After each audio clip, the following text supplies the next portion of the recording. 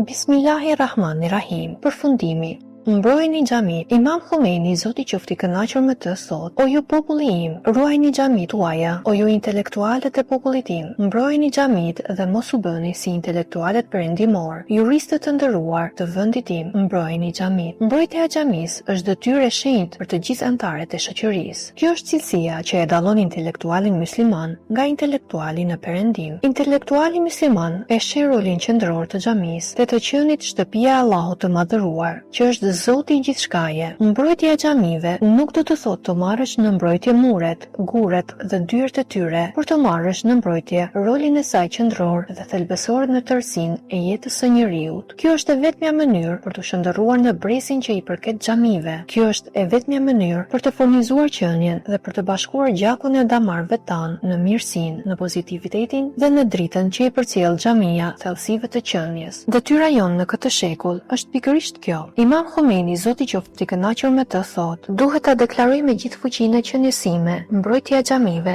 është sot detyra më e madhe e muslimanëve. Kjo është detyra jonë më e madhe, te e cila duhet të përqendrohemi më shumë se gjithçka tjetër. Çdo lloj hutije apo nënvlerësimi i kësaj pasurie të rëndësishme të muslimanëve sot përkthehet në dobësi të hendekut më të rëndësishme të shoqërisë islame, çka mund të shkaktojë shëmbjen e plotë të shoqërisë sonë islame. Ky zhvillim i rrezikshëm shkakton dobësimin e frymës së Islamit. Zoti na ruaj. Dobësimi i xhamisë është themeli, burimi dhe origjina e çdo lloji dobësie tjetër. Imam Khomeini, Zoti qoftë i kënaqur me të, thot: nuk ka dyshim se mbrojtja e xhamive është elementi dhe aksioni më i rëndësishëm nëpërmjet të cilit mund të mbrohet shoqëria islame. Zoti ynë na bëj ne prej frekuentuesve të xhamisë, na bëj ne prej atyre që jetuam me xhamin dhe përjetuam thellësisht atë, derisa të shndërrohet në frymë që të pushtojë qenien tonë dhe të bëhet pjesë e çdo lëvizje që ne bëjmë.